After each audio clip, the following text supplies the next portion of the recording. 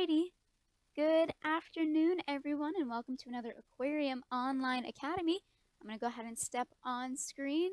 Hello, it's very nice to see all of you. Thank you so much for joining us. My name is Tina. I'm one of the educators here at Aquarium of the Pacific. I am not alone in my studio today. I have my good friend Ty, who's behind the camera. He's going to be controlling all of the wonderful magic that you're going to see behind me today. He also just put up right below me a phone number and an email. During our program today, I would love to hear your observations, your questions, your feedback, your anything you're excited to tell me. I would love to hear and interact with you during our time together. If you would like to do so and you are watching us live on March 13th at 3 p.m. Pacific Standard Time, please feel free to text us at 562-286-1838. Ty's actually going to be monitoring that phone line, so if there are any observations that come on up in that text chat, he'll be able to relay them over to me, and I can answer them live on the air. Again, 562-286-1838. That's going to stay on the screen for a majority of our program today. However, if you are not watching us on March 13th live at 3 o'clock Pacific Standard Time, you are still more than welcome to send us your observations and any kinds of questions that you have at this email right below me, live@lbaop.org. We would still love for you to participate and love to have your knowledge and answer some questions. With that, we're going to go ahead and get started with our topic of today, and that's going to be talking about, oh, perfect timing. We're going to be talking about sharks today, my friends. This is a wonderful opportunity for you to ask any kinds of questions that you have about sharks, or just share some knowledge that you might already have. Before we get too deep into my lesson, I want us to warm up our scientist brains. How we're going to do that is by making observations. An observation is something we use our sense of sight for. We use our eyeballs, we look around our environment, we look around our area, and we take note of what we are seeing. So, if I were to make an observation of the room that I'm in right now, while you might not be able to see it, my observation is that there are a lot of lights all around me, and that there's a huge screen behind me that is all bright green, which again, you might not be able to see, but I swear, it is there. Now that we feel a little bit more comfortable with what an observation is, I want you, as scientists, to make an observation of what is behind me. This is a live video of one of the habitats we have here at the aquarium. This is our shark lagoon habitat, which is where a majority of our larger species of shark live.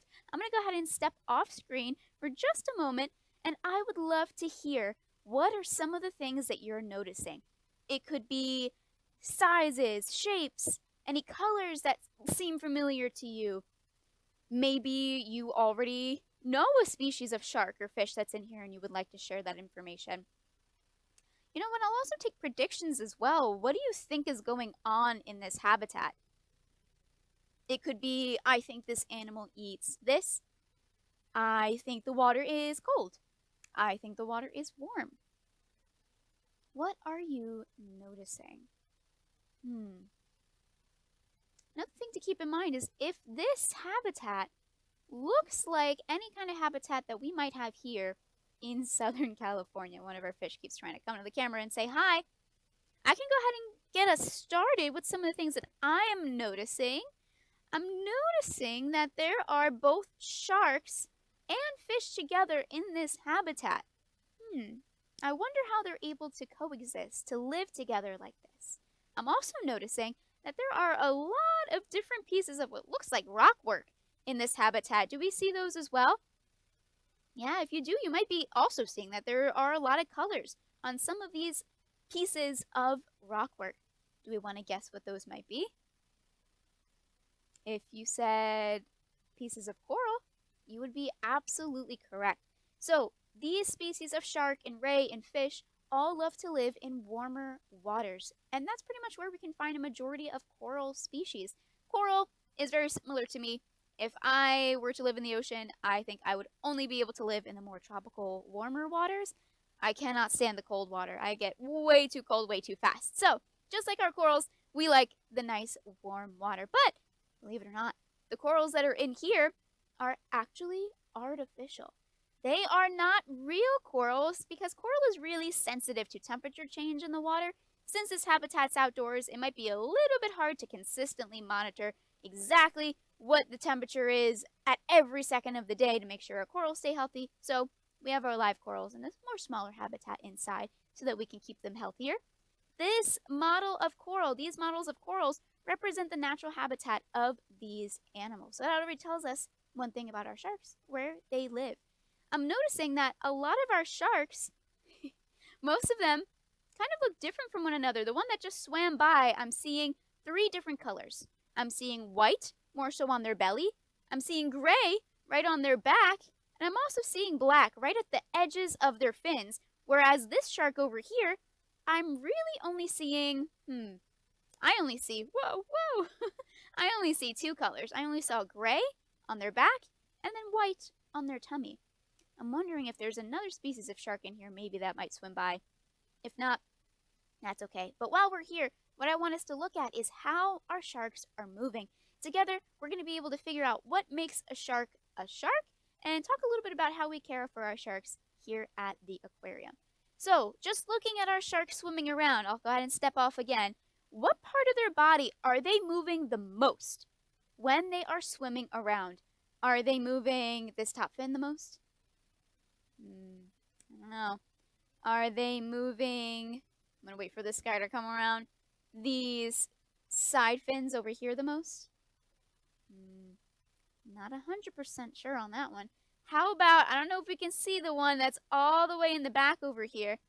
Or how about this one? What about their tail? Are they moving their tail the most?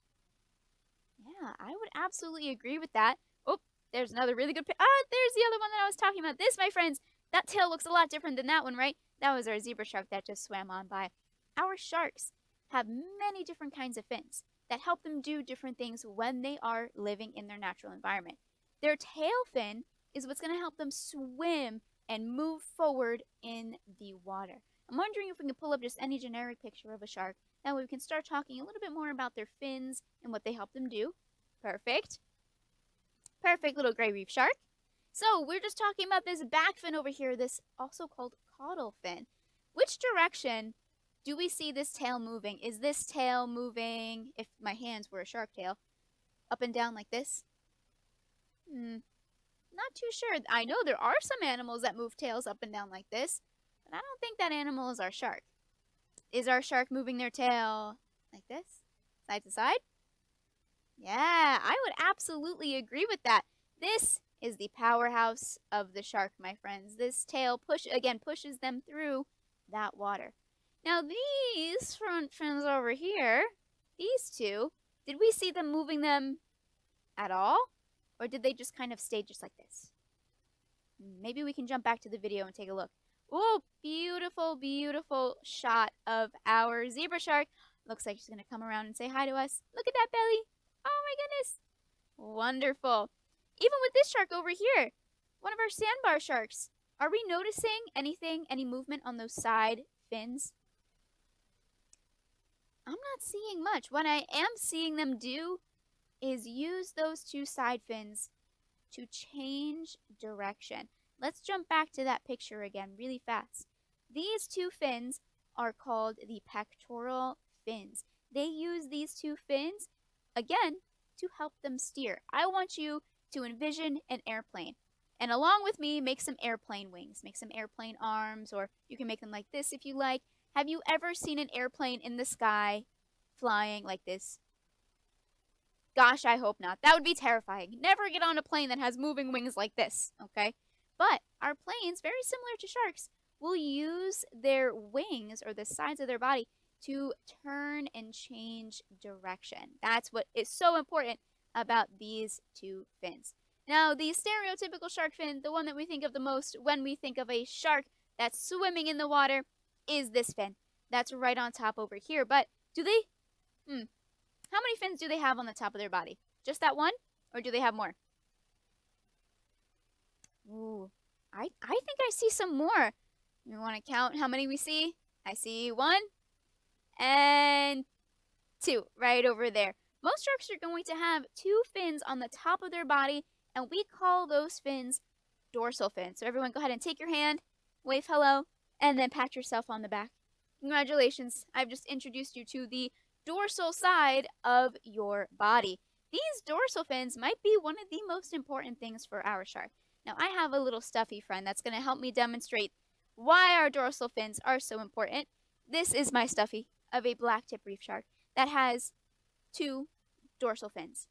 What's very interesting about the sharks, if you just look at their body, so if I fold away, might be a little bit difficult. If I fold away all of these fins and you're just left with the body of the shark, what does that resemble?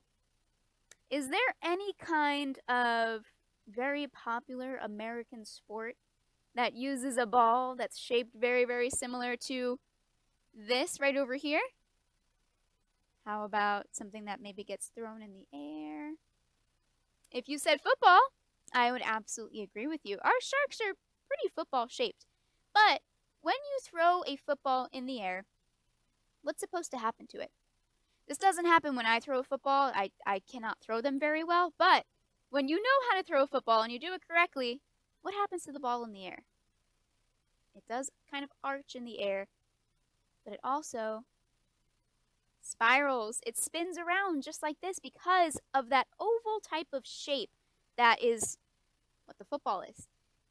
If our sharks are that same shape, do you ever see a shark swimming like this in the ocean? Oh, maybe you didn't see that. It was a little bit too high. Sorry. Like that? I hope not. That's because they have these dorsal fins on top of their body. Their dorsal fins make sure that they don't go tilting over side to side as they're swimming straight through the water. A really fun experiment to do at home. If you have a football or one of those foam footballs, anything like that, cut out a piece of either cardboard or construction paper, layer it up, put it right on top of your football, and see if your football spirals in the air or not. So we just talked about 3 different kinds of fins that our sharks have. They do have some more fins. Let's go ahead and count how many they have total. I see 2 dorsal fins, right? 2 pectoral fins right on the side of their body, 1 and 2. They do have 2 dorsal fins, but they're up here on the top of their body. 3, 4. That tail fin is going to count as 5, 1 big tail. And they have another tail to balance them out right over here. That's 6, 7, and I don't know if you can see around the other side of the body. That is 8. 8 fins. What I would love for us to do together is draw a shark. Does that sound fun? Yeah? Awesome. Let's go head on over to my document camera really quick. I do have some shark teeth on there right now, but we're actually going to save that for later for our shark teeth talk, because we're going to talk more about what helps our sharks eat and what helps them become a shark. Perfect. Okay, here's my canvas. Oh, I just dropped one of my sets of jaws, but that is okay. I'm going to grab my marker. Feel free to draw along with me. If you'd like to pause the video, you can pause the video if you like, so you can grab a piece of paper and a marker or whatever coloring medium you choose. Let's go ahead and start with drawing that football shape. I'm going to do a half circle like that, and then another half circle. I've done better. Maybe I'll do it that one again. But essentially, you are just drawing that football shape. It could also look like a lemon. It could look like, I've heard almond, or maybe even an eyeball as well. There we go. I think I was thinking about it too much. There we go. So make sure that your oval is kind of pointed out at the ends, just like that football. Because believe it or not, this is its own shape. This shape is called fusiform. Do you want to try to say that with me? Fusiform. Here is how it is spelled. Fusiform is essentially an oval, again, that just has pointed out edges or pointed out sides. We have our shape. We have our body. I think now it is time to draw some of those fins that we were talking about. Let's start with drawing those 2 top fins. Let's go back to the picture of our real life shark and figure out what shapes we are seeing on our shark fins. Do you want to guess? What shape might the shark fins be? If you said triangle, I would absolutely agree with you. So let's go ahead and draw a triangle together, my friends. What I'm going to do is erase a little bit up at the top right here and at the end, because remember, we have 2. Make a little baby triangle and then a bigger triangle right on the top of their body. Excellent. Do you remember what other fins we talked about? How about this one? Do you remember what this one is? Our tail fins? Absolutely. We can go ahead and draw that tail fin, draw that caudal fin together. This is what, again, helps them to propel themselves through the water. I'm going to do a really thin triangle and then another slightly wider triangle right underneath it. So this I will write. I'll just write tail fin. Why not? Tail fin. These are our dorsal fins. That way we know how to spell them too. Dorsal fins that help them balance in the water, make sure they don't go spinning around like that football.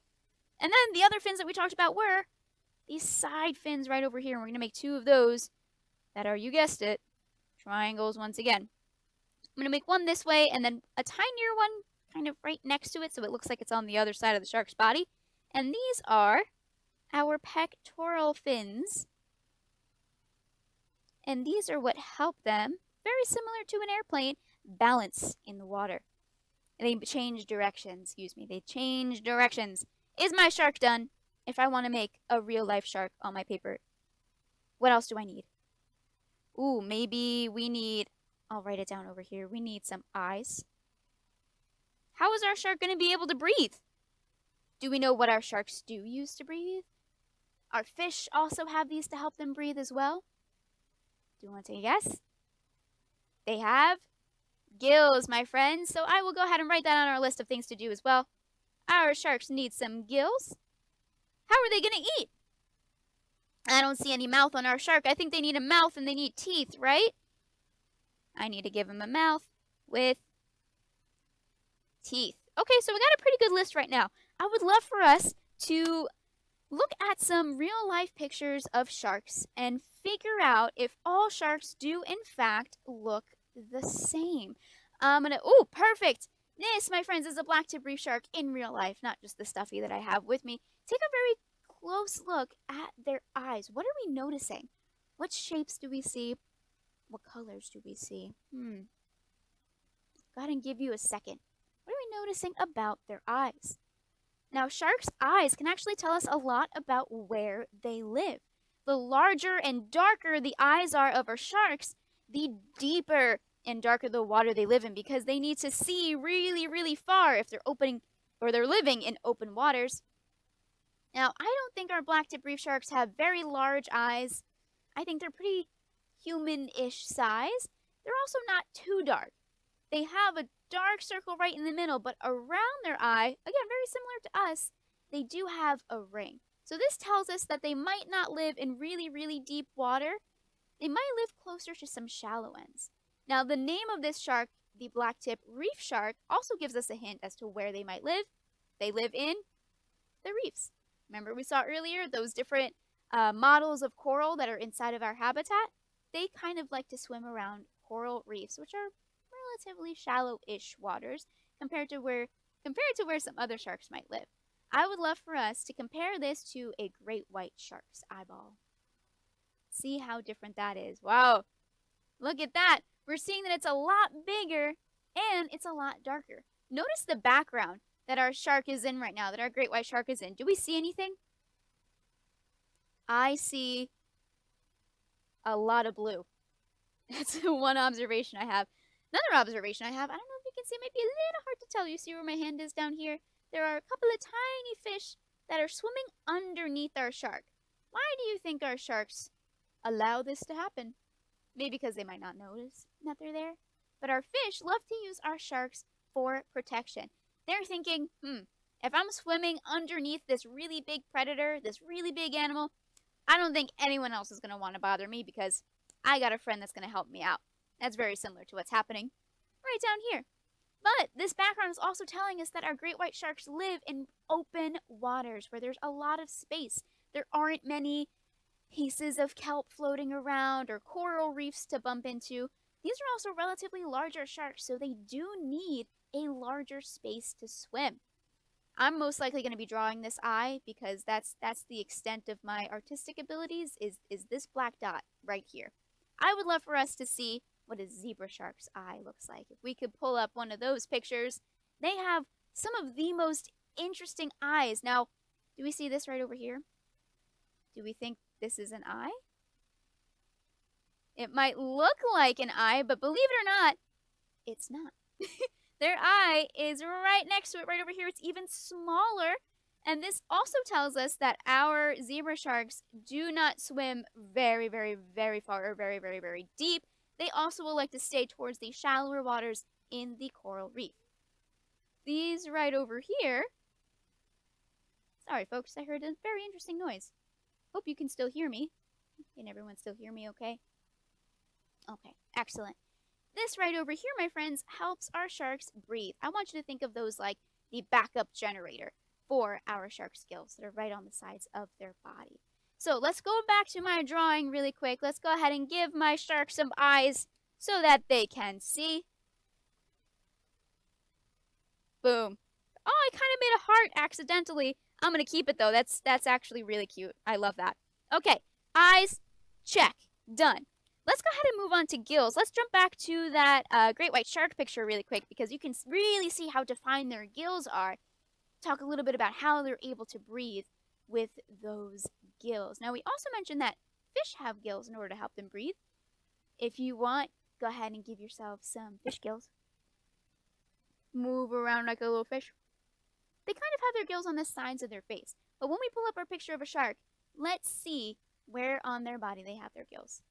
Okay, this is a good one too. Our black tip reef shark, are they next to their face? Or are they more so next to their fins? They're almost in the middle of their body. They're right next to that pectoral fin, remember?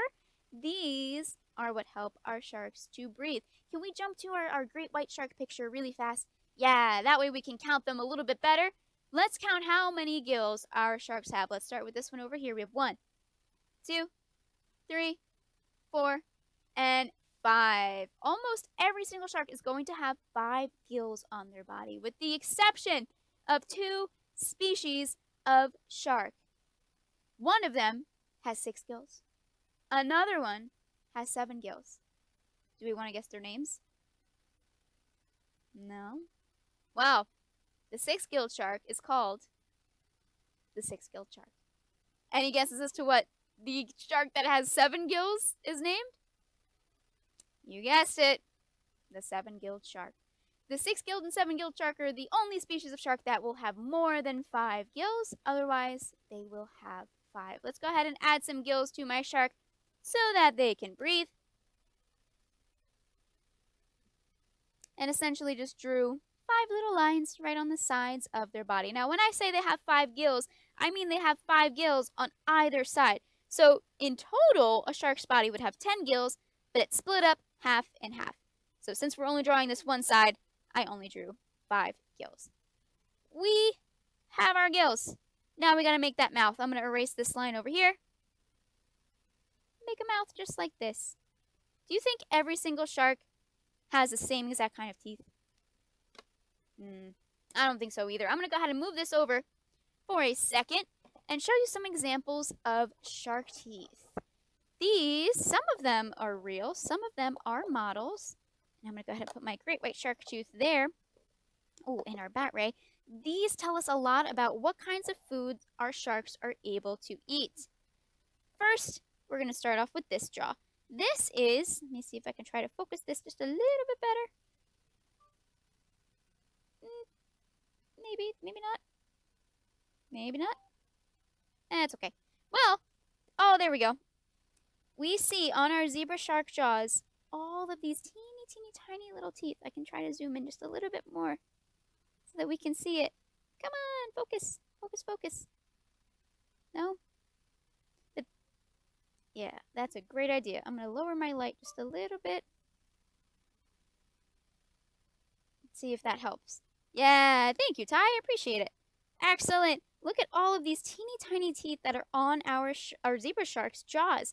When we typically think of shark teeth, I'm sure this is the first thing that comes to your mind. A great white shark tooth. Now, this is just one great white shark tooth. Let's compare it to all the teeth that our zebra sharks have in their mouths. What shape do we see on our great white shark tooth?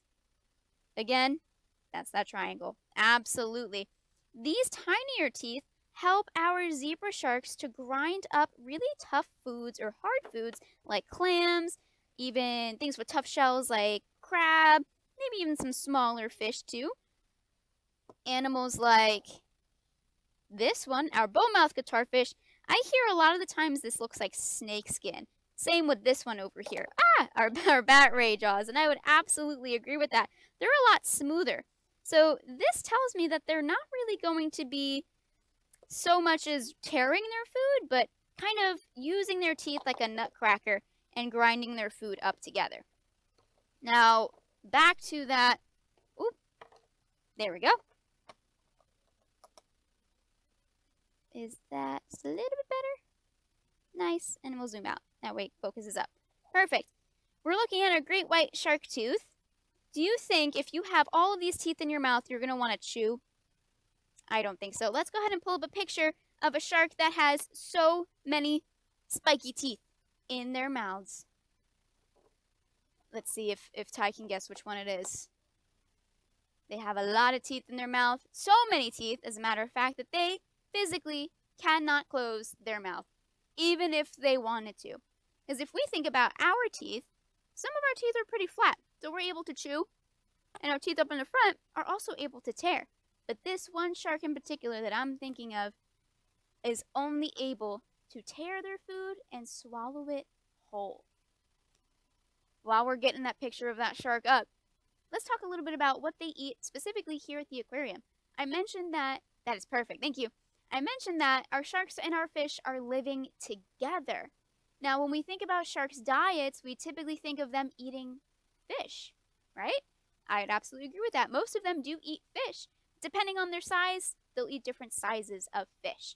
Now, the reason that our sharks won't eat the fish that are in our habitat, there are actually 3 different kinds of reasons. Reason number 1, sharks are what we call opportunistic feeders. That means they are only going to eat the sick, weak, injured, or the already deceased fish. That's why they're so important to our oceans.